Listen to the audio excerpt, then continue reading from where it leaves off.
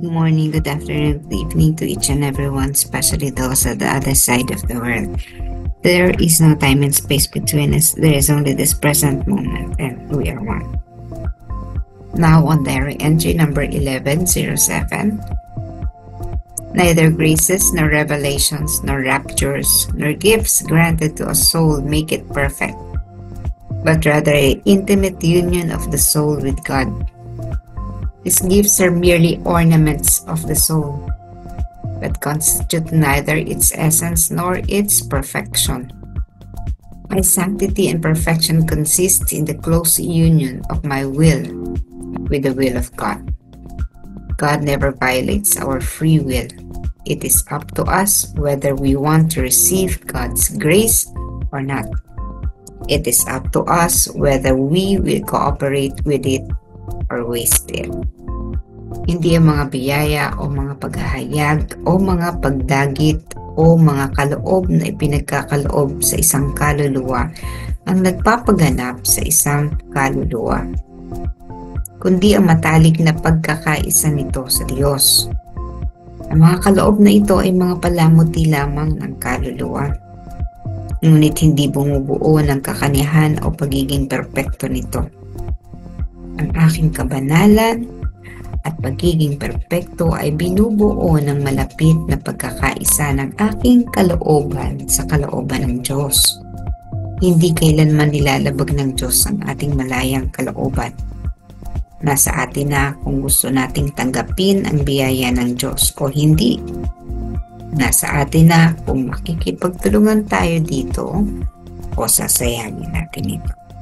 For today, the first day of the week, on the 4th week of Lent, malapit na ang mahal na araw.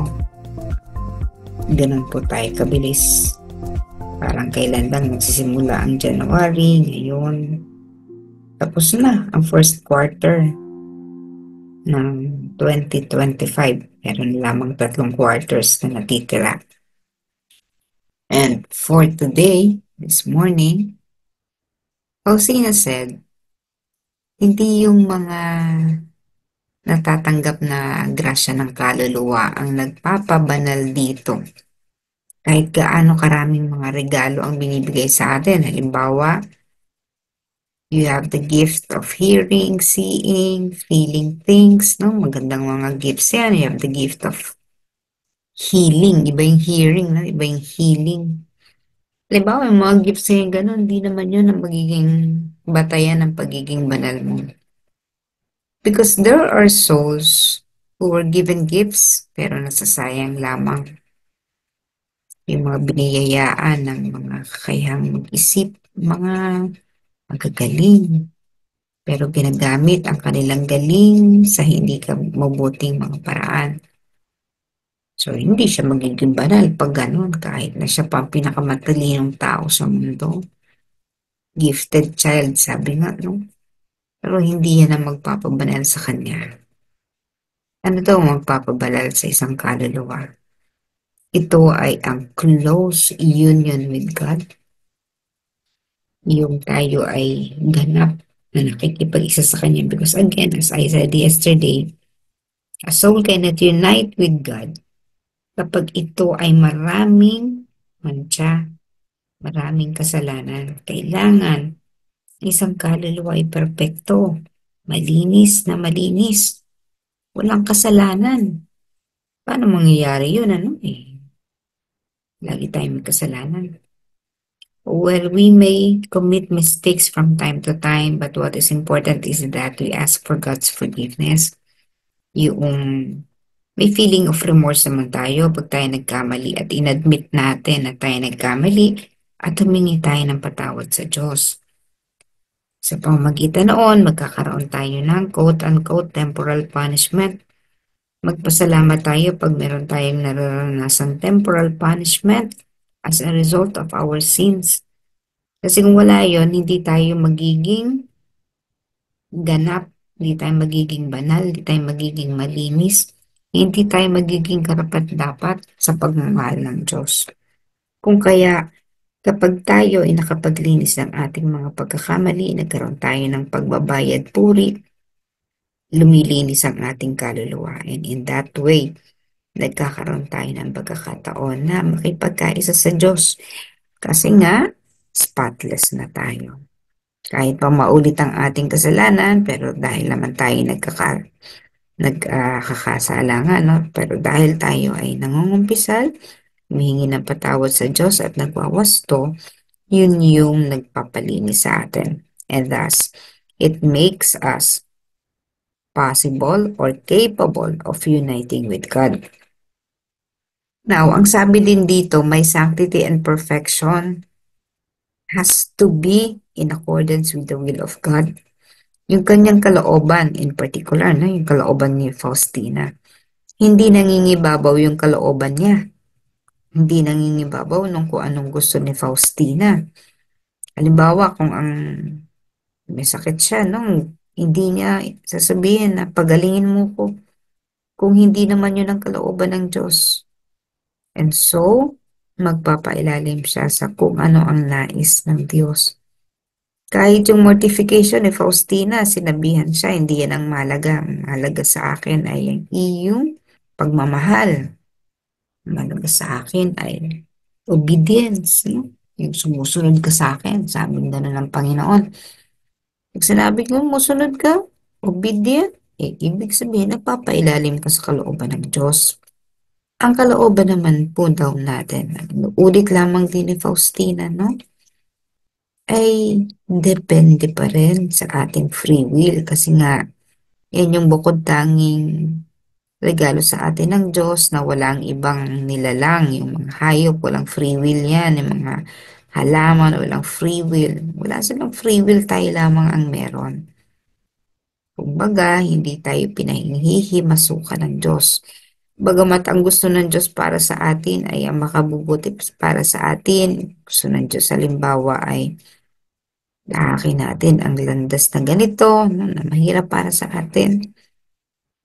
Ngayon, magdedesisyon tayo kasi syempre gusto ng Panginoon sa atin towards perfection. Mahirap yung daan na yun, na perfection. Ngayon, nagpipiliin nating daan o landas at ito ang mas malamang na tinatahak ng isang tao.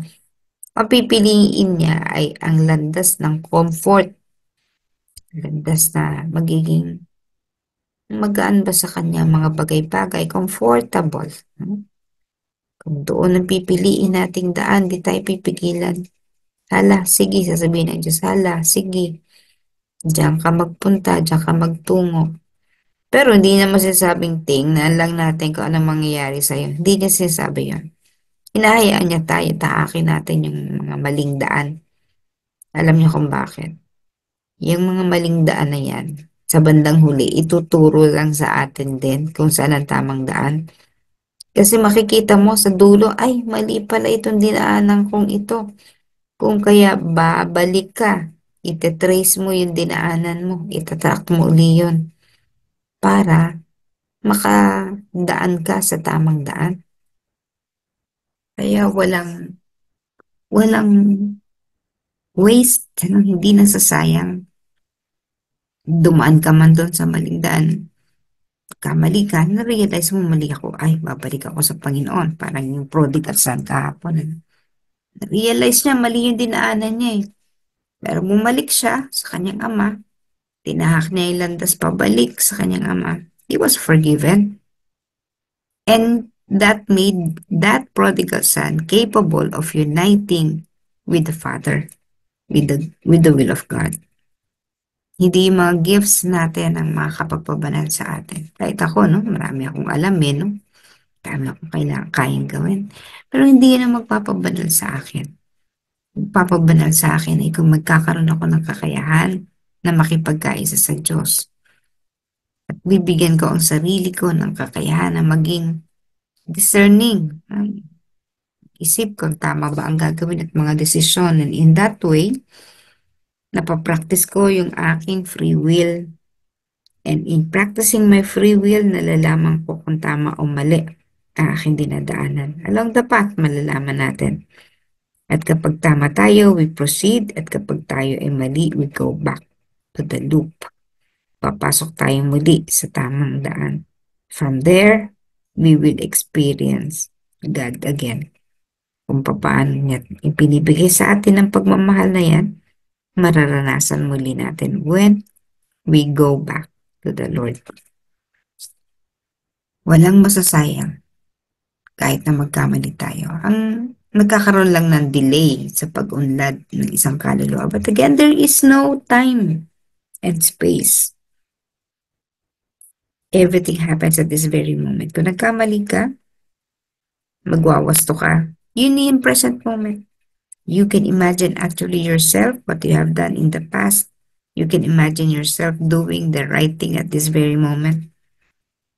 And you could also imagine going back to your old ways because everything is taking place at this very moment. Walang nasasayang na oras. Nagkakaroon lamang ng delay ang paglago ng isang kaluluwa. And again, it is up to us whether we will cooperate with the will of God, with God, through the help of our angel, guardian angels, and the saints, intercession of Mary. Nasa atin na. Ibinibigay naman lahat sa atin ng Panginoon, lahat ng pagkakataon at lahat ng tulong na kailangan natin upang maabot ang kaganapan ng ating kaluluwa. May we always be able to find the right path. Na bagamat matinig, kipot at mahirap, pinipilit pa rin natin na lagpasan at daanan. Dahil yun ang magdudulot sa atin at mag-aakay sa atin patungo sa kaganapan.